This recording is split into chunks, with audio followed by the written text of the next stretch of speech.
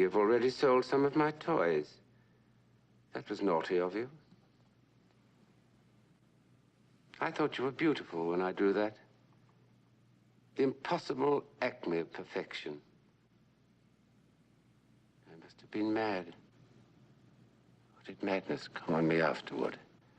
We may never know. We may never know. Through too much love of living, through hope and fear set free, we thank with brief thanksgiving whatever gods may be, that no life lives forever, that dead men rise up never, that even the weariest river winds somewhere to the sea.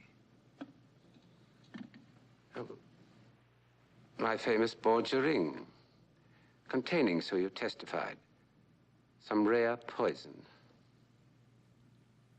Nearly tasteless, impossible of detection.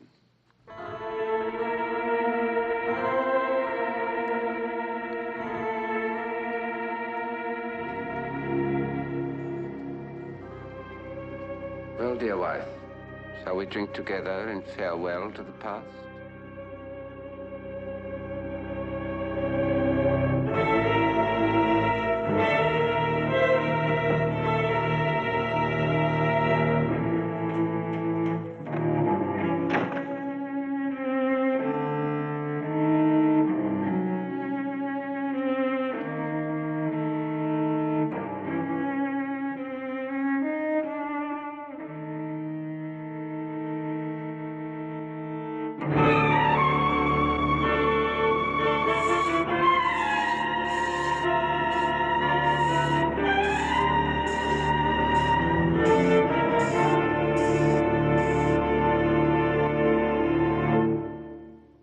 Thomas Edward Griffith, the man who made this lovely picture and then destroyed it, really lived.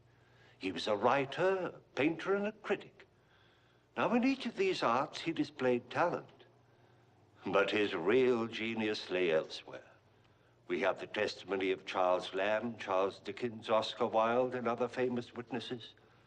That Griffith was the master of the gentle art of murder. A dabbler in the occult and a connoisseur of the exotic, Griffith was far ahead of the medical men of his time in the lethal science of intoxication. In simpler terms, Griffith was a poisoner. That's the name of our play, The Poisoner.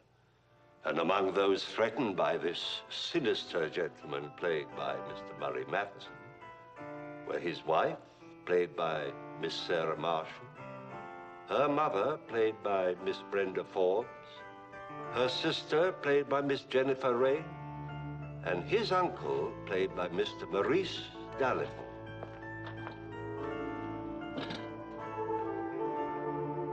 Oh, by the way, if in the course of our story someone brings you a cup of tea or a spot of brandy,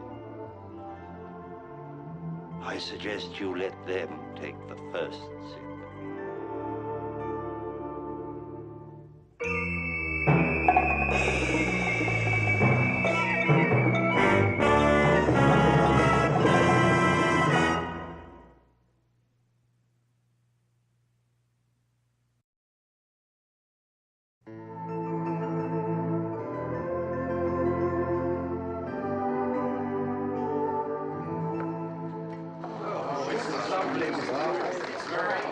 Ladies and gentlemen, may I present my bride? That is, as I see her with my heart. Thank you for disagreeing with those who say that Thomas Edward Griffith lacks only one attribute of genius, and that is talent. I agree with them. Perhaps I hadn't until now. I am a very conceited man. Or rather, I have been until today. Now I feel forced to confess that this portrait does not even begin to do justice to its subject, to that matchless pearl of loveliness without flaw, my wife. Our toast to the perfect pair. May their marriage be perfection. Well, dear wife, shall we drink together to the endless future? I can't get this chair through the door, so narrow. Well, looks as if everyone's here before us.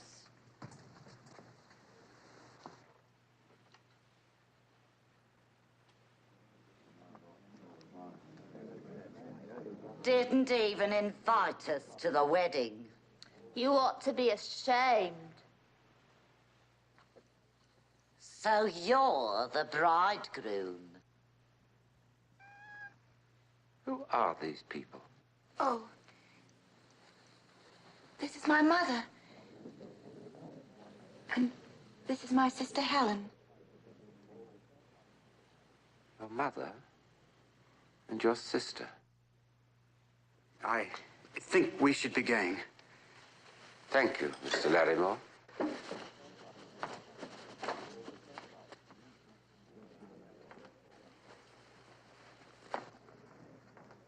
I feel sick at my stomach.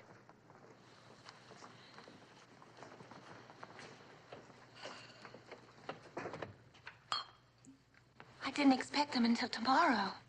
I didn't expect them at all. I should have told you they were coming. Yes, you should have told me.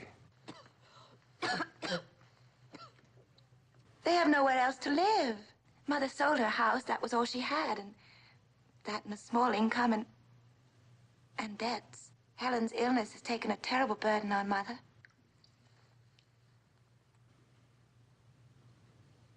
You're not even rich. I never said I was. You only pretended until you caught a husband. Get that animal out of here. It belongs to me. And so do they. Or rather, you belong to them. My perfect bride. Where are you going?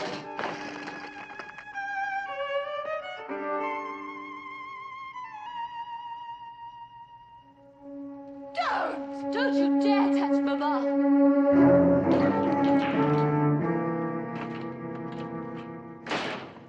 Did you see that?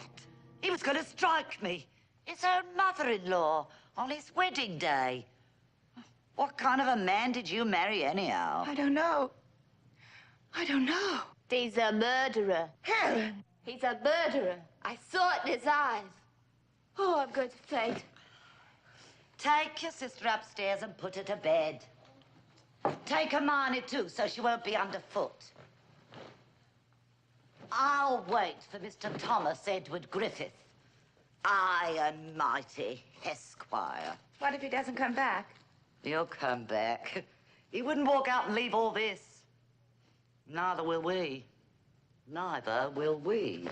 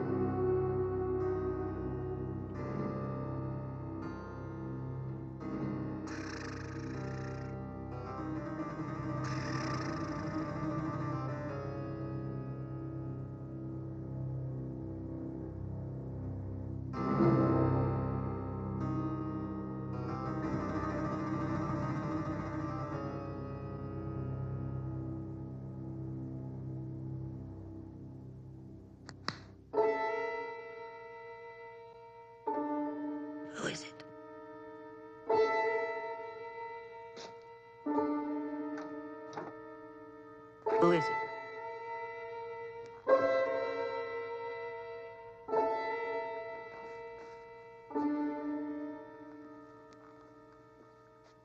I'm sorry I startled you, Mother. Don't call me Mother. You and your smarmy, palmy talk. I suppose that's how you landed Francis.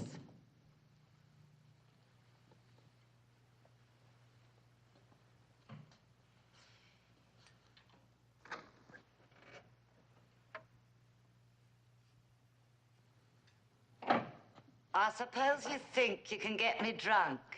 Well, you can't. I only want you to feel at home. Mrs. Abercrombie, I feel that I can be honest with you. It isn't every widowed mother who can provide so well for her orphan daughters. What do you know about that?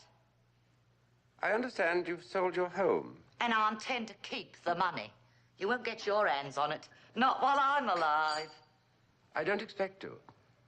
But I think I must tell you that, in spite of appearances and from what you may have heard, I am not wealthy. Not at all. My only income comes from a trust fund left by my father in charge of my uncle, Mr. George Griffith. So you lied to her? I never lie. No lie can possibly be perfect. And as you will learn, I idolize perfection. Talk, talk, talk. Words, words, words. Words are my stock in trade. Here is a book I published. The Academy of Good Taste for Young Gentlemen, or the Infant Connoisseur's Go-Kart. Amusing, full of witty epigrams which are quoted throughout London. But it earned me nothing. The time will come, however, when I can begin to profit from the reputation I am building. You could make life happier for your daughter, Mrs. Abercrombie. For your daughters, by helping me to reach that goal. I wouldn't help you get anywhere. This was my house, and I was master in it until I married. Well, I'm in it now, and I intend to stay as long as I please and live like I please, or I'll tear your precious reputation down to nothing. Mrs. Abercrombie, Don't try any of your tricks with me. I'm sorry, Mrs. Abercrombie. I had hoped against hope. Well, you can just quit hoping. I have. Are you sure you want that? You just try to take it away from me. I won't.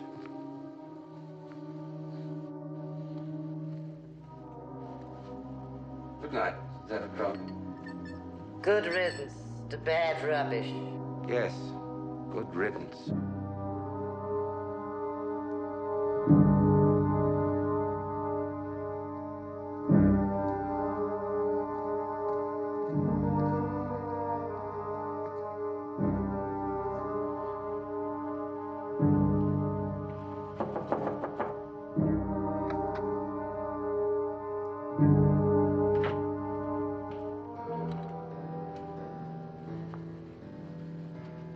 I should have told you about Mother and Helen.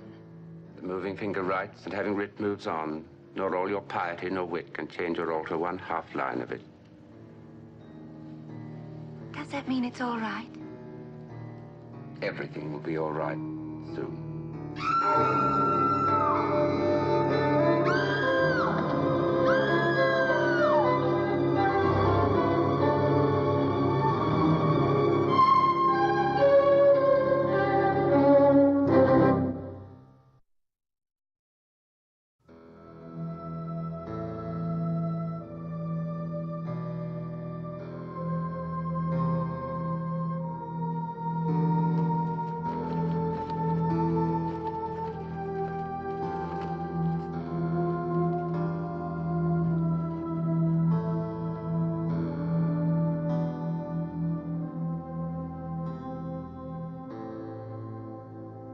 She's dead.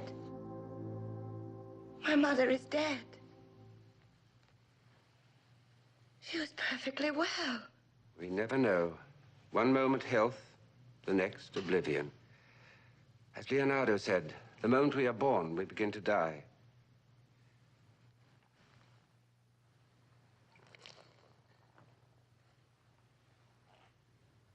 We won't say anything about this to anyone. People would talk. Won't people talk anyway? Afraid so. Then they'll forget. As you must forget, my dear. Be thankful she died without suffering. How do you know she didn't suffer?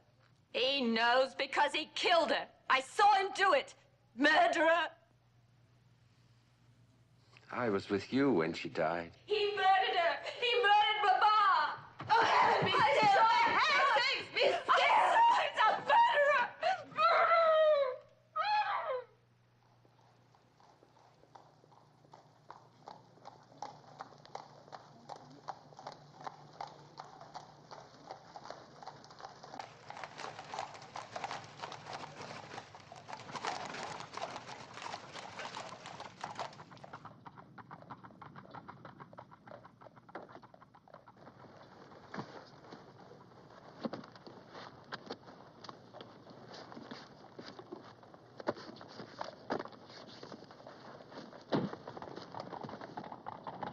This is my husband, Mr. Griffith.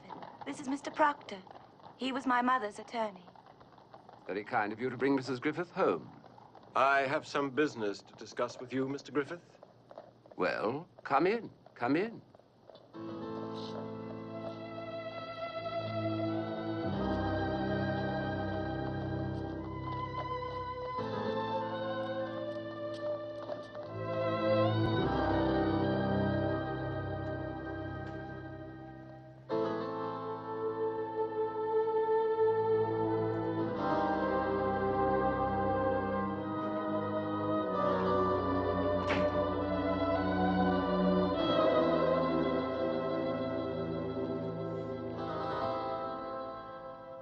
Quite a good likeness. A poor thing, but mine own. You say you have some business with me, Mr. Proctor? As Mrs. Abercrombie's executor and Miss Abercrombie's legal representative, yes. Does Miss Abercrombie need a legal representative? Her mother thought so. Tell him. I'm afraid this is going to be very disappointing to you, Mr. Griffith. Why, Mr. Proctor? I know a good deal about your financial affairs. Do you? As it happens, our law firm has had business dealings with your uncle, Mr. George Griffith. And my uncle talked of his black sheep nephew, as he always does. Not favorably, I'm sure. I take it you've already quoted my uncle in extenso to my wife and Miss Abercrombie? I considered that to be my duty. You're a very dutiful young man. I try to be. The late Mrs. Abercrombie was a wise and forethinking mother. De mortuis nihil nisi bonum. What? Oh, I thought all good lawyers knew Latin. Of the dead, speak nothing but the best. I would scarcely expect even you to speak slightingly, especially under the circumstances. In any case, Mrs. Abercrombie placed her estate in trust, with the proviso that it should go entire, free of any claims by creditors, to whichever of her daughters remained unmarried at the time of her death. She did this in the belief that her married daughter would be amply provided for by her husband. And you doubt my ability to support my wife in the manner to which I had just begun to accustom her.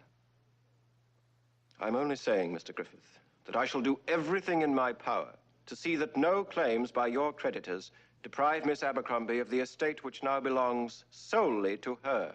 Have I made myself clear? You have, indeed. I feel faint. I'll take you upstairs.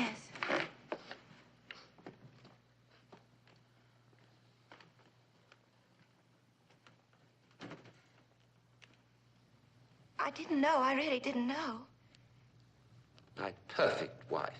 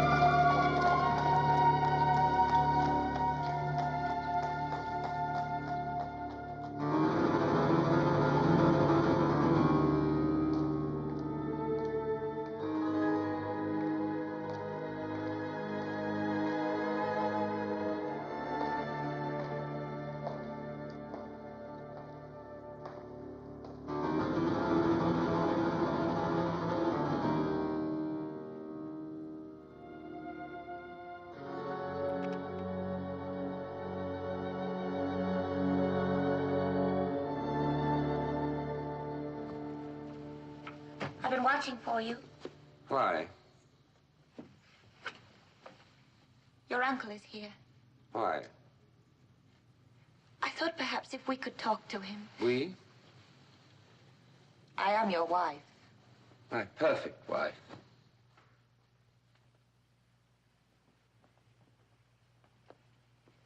Mr. Stevens, the moneylender, was here about the notes you signed. 3 tradesmen came together. They refused to deliver any more bread, coal, or meat unless you pay something on account. They heard about my mother's death. They thought perhaps you were her heir. That is, that my wife brought me a fortune. Of course, you told them the truth. No. I asked them to be patient. Then I sent your uncle a note. That was kind of you.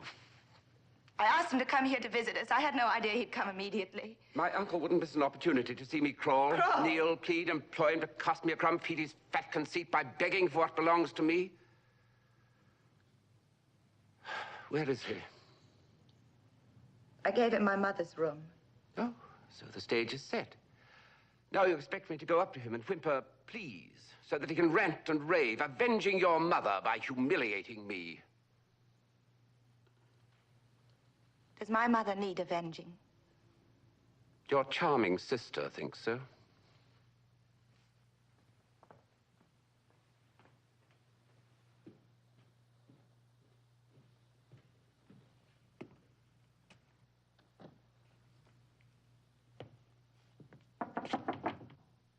Come in.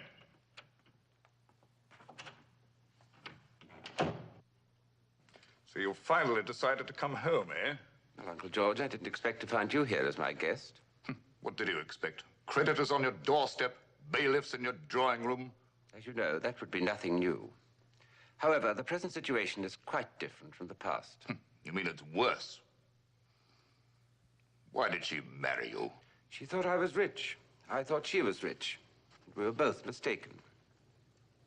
So you added another pretty piece to your collection that you can't afford to pay for. Uncle George, you hold £5,200 that actually belongs to me. You have only to sign a piece of paper, and there'll be no more creditors howling at my doorstep. I shall be able to work, think, and write, as I cannot do now. When you forged my signature, that was a sample of your writing ability, I assume? I'm on to you, and I won't stand for any more of it. How much is that thing worth? More than you could possibly understand. Then get someone to buy it. Sell off the fancy-dancy this and that you filled your house with. There must be some fools who can afford their foolishness, but you can't. Nothing in this house is for sale. Since when did beggars get to be choosers? Since when did you get to be God, with the right to judge, condemn, to doom? This is the last time I shall ask you to help me. I've told you what to do. If you don't want to do it, it's your bad luck and not mine. Are you sure, Uncle George? Are you sure? You'd better not threaten me. Otherwise, you'll never get a penny. Never is a very long time.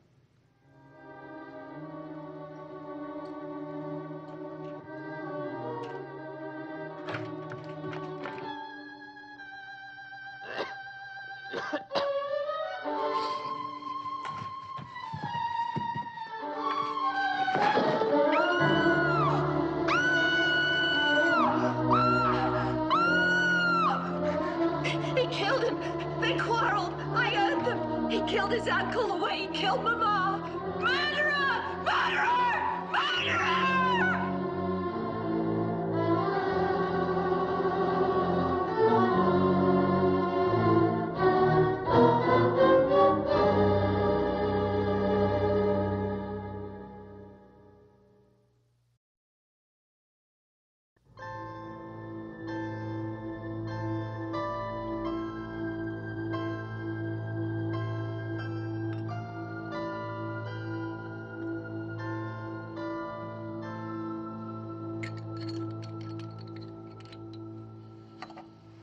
He's to drink that, all of it, when he wakes. He'll be right as rain in a day or so. Probably outlive all of us. Constitutionally, he's sound as English oak. And, as I imagine you've noticed, as hard to bend or break.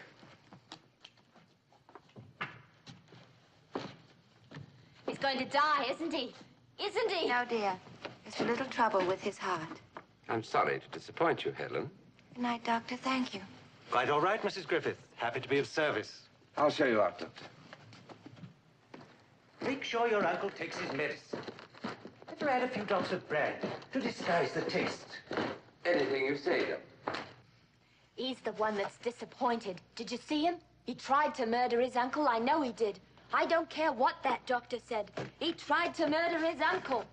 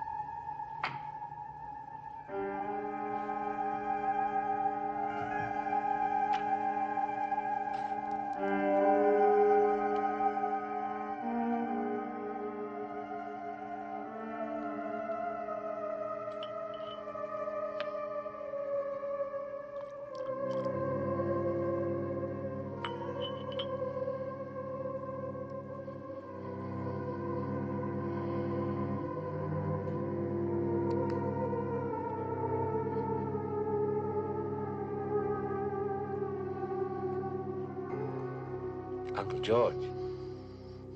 Uncle George, wake up. It's all right, Uncle George. The doctor's been here. He mixed this for you. It's mostly brandy.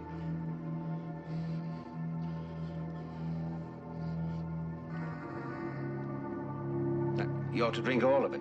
Doctor's orders.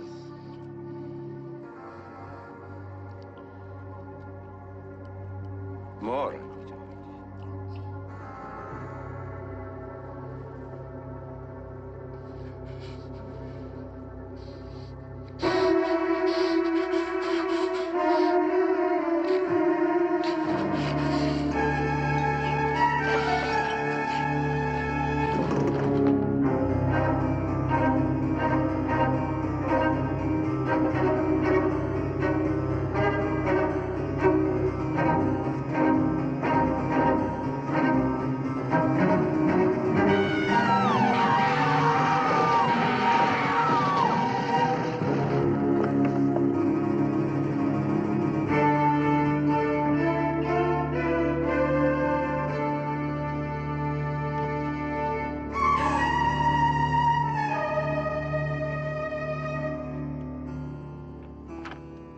Dozed off. I thought I heard a noise. Wait!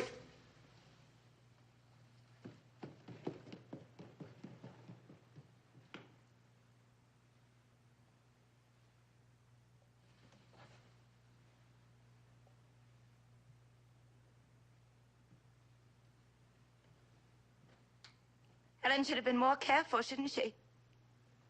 She called you a murderer. It would be very wrong of me to hold her accountable for things said under the stress of shock and sorrow. The money comes to me now. You know that, of course. This is hardly the time to talk about such matters with your poor sister lying there.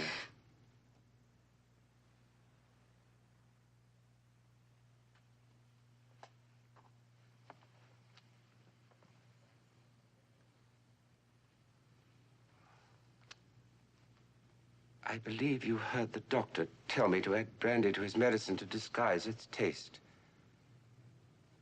Yes, I heard. Uncle George must have waked just now while I was dozing and smelled the brandy. He loved brandy. Strange. In the same night, in almost the same moment, my uncle and your sister. But first, my mother. She loved brandy, too. You hated her. You hated Helen. You hated your uncle. Hate is a small and ugly word for a smaller and uglier emotion. You even hated my cat. A few drops of spilled brandy lapped up from the floor wouldn't kill a cat. Any more than brandy killed my mother. Or him. There was more than brandy in that glass, wasn't there? And more than medicine, wasn't there? Wasn't there? Murderer. You poisoner!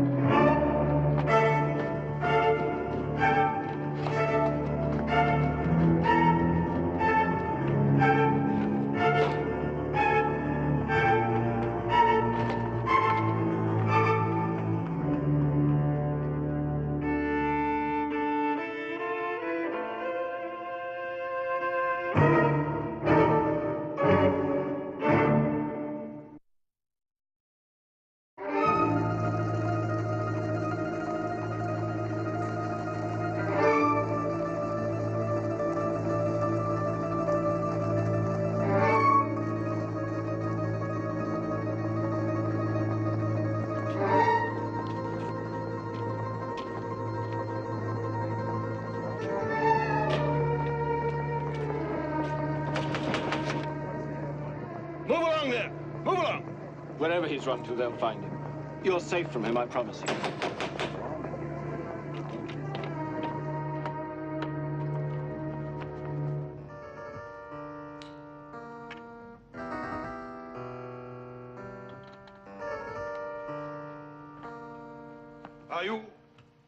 Are you Mr. Griffith? I am Thomas Edward Griffith. I am here to arrest you, Mr. Griffith. And I must warn you, sir, that anything you may say may be used in evidence against you. The charge, I presume, is murder? Mr. Justin, I point out to you that he is the first to mention murder. Thus proving to Mr. Proctor's satisfaction that a guilty conscience doth betray me. Your name is Mustin? Justin. Oh. Of the Bowbells Flying Squadron. Well, you hardly flew coming here. In fact, you kept me waiting. I sent my dear wife to fetch you hours ago. That's not true. Now, why do you suppose did I do that? She is no longer answerable to you. I believe she is still my wife, and that under English law, a wife cannot take the witness stand against her husband. There's also the fact, Mr. Proctor, that choice of an advisor and protector for my wife rests entirely with me. And I'm afraid you're not exactly the Galahad sans peur et sans reproche I'd choose to guard my loving, loyal wife.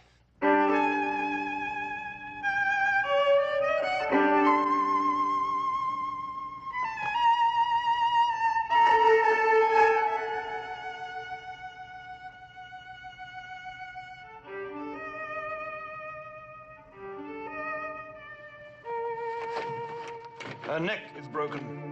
Mr. Proctor was her protector. You can see why I lack faith in him. Come along, sir. My business with Mr. Justin's employers will soon be settled, and then nothing will stand between us, my dear. Nothing. Carry those carefully, please. Good day, Mr. Proctor. Au revoir, my dear.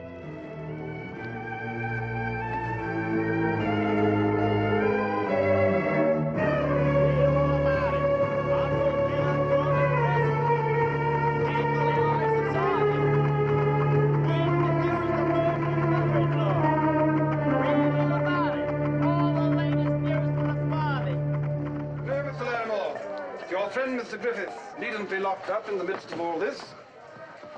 If he'd confess and throw himself on Her Majesty's mercy, he could be moved to better quarters. And from there to execution, Doc? And what else can a murderer expect? He's in there.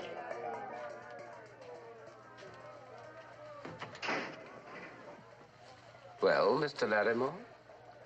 I came as soon as I heard. You needn't have hurried. I thought I would find you in deep distress. No interesting experience distresses an artist or a writer. And since I am both, or neither, depending on the point of view, my enemies or mine. As a matter of fact, I am much respected here. Not because I am called a poisoner, but because the other prisoners think my crimes earned me £10,000. That makes me their hero, since their own sins were so much less profitable. I came hoping you might let me help. In hanging me or saving me? I don't know what can save you. They say you've even threatened to kill your wife.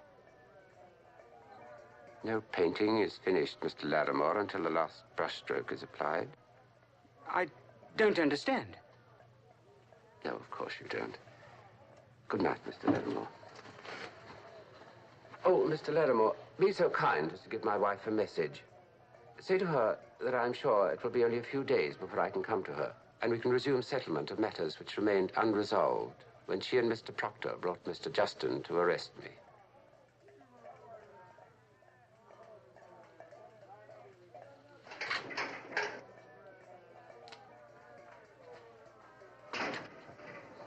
I'm still laughing, Mr. Justin. This man is a murderer. He doesn't even trouble to deny his own guilt. He rests his defense on mockery and on a crooked game of confusion and obfuscation and on a claim of reasonable doubt.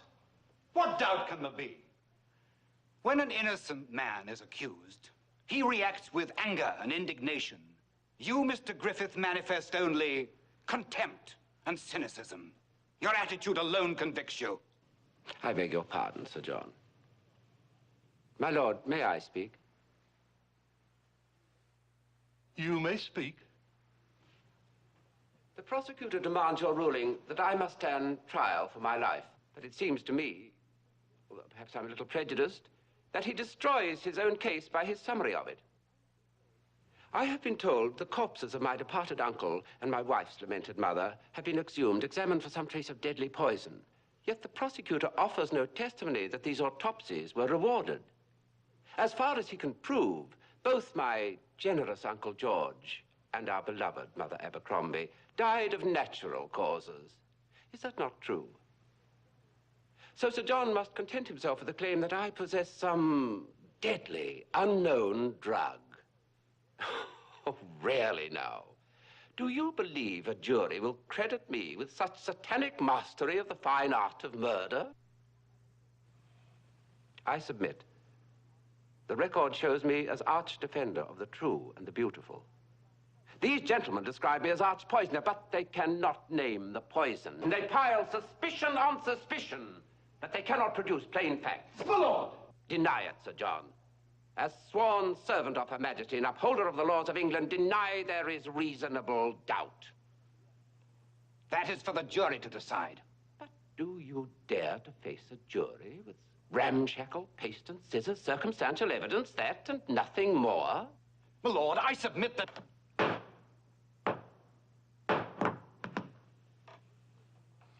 The prisoner is remanded in custody pending further disposition of the issue here before us.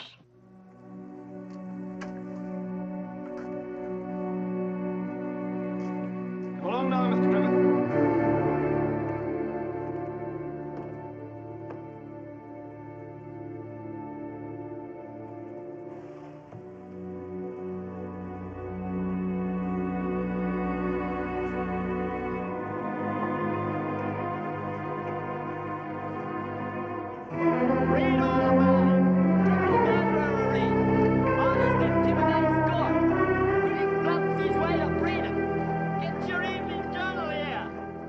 You think, Mr. Griffith, that you've won a great victory over English law. Being free and clear by Lord Danforth's decision is hardly a defeat. It isn't over, Mr. Griffith. It can't be over. I beg to differ. There's a statute concerning double jeopardy. Having been arraigned and charged, and Her Majesty's Chief Justice having ruled there was not even sufficient evidence to place me on trial, I cannot be charged again for the same alleged crimes. All London is up in arms against you, Mr. Griffith. And I shan't consider my duty as done until you are penned and punished. The baffled bloodhound baying at the unreachable moon. What's that? A draft on my uncle's bankers, payable when I come into my inheritance. I would like you to divide it among my fellow prisoners, so that they shall have pocket money for their long voyage to the prison camp in Australia. Goodbye, Mr. Justin.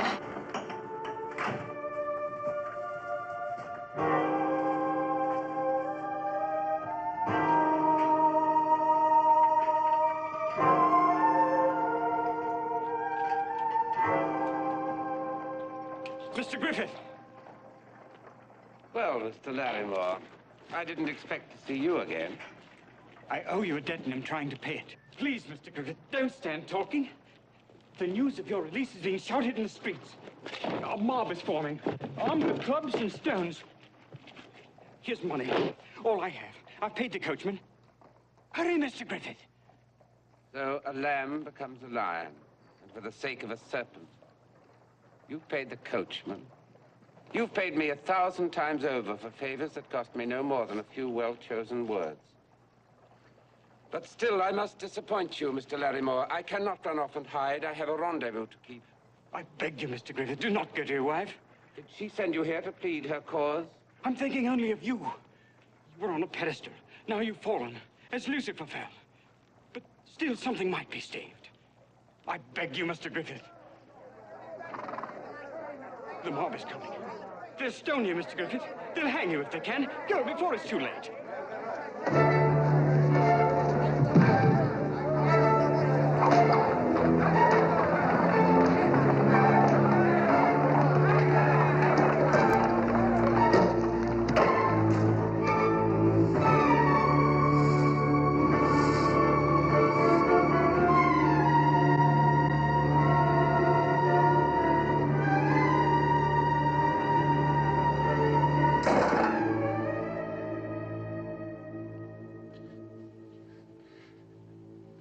Much of living through joys.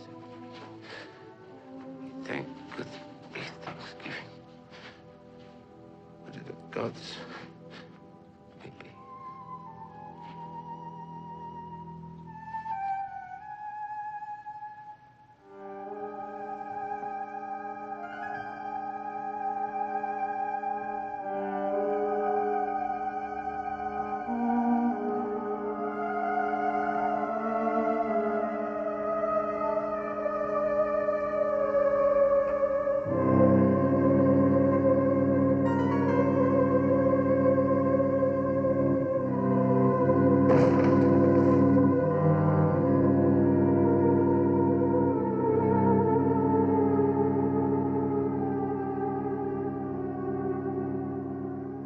Very rude to refuse to drink a farewell toast with me, my dear.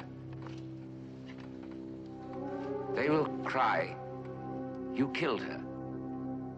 I will say, she chose a quick death by her own hand in preference to life with a husband she ruined when she called him Griffith the poisoner. And another case of reasonable doubt. You have no other choice, my dear. This or unbearable agony infinitely prolonged.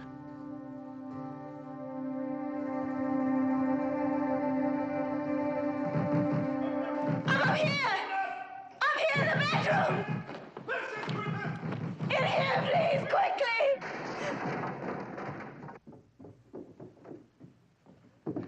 I'm here to arrest you, Mr. Griffith. There can be no charge against me now. Oh, you're quite wrong, Mr. Griffith.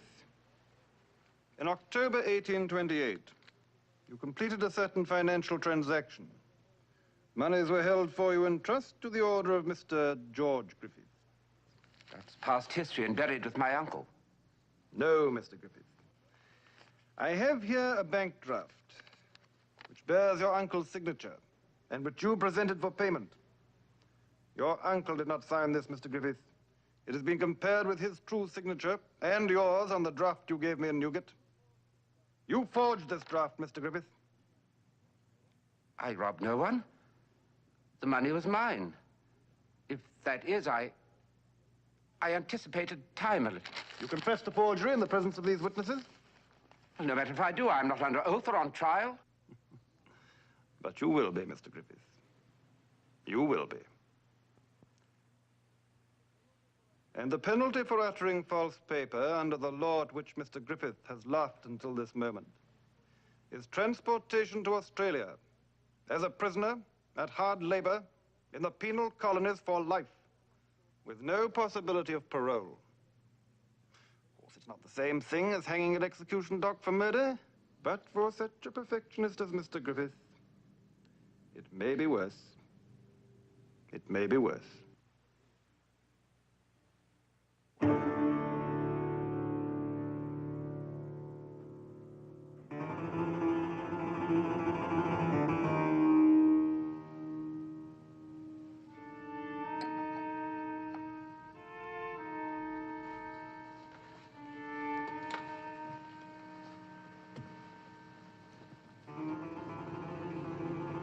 That no life lives forever.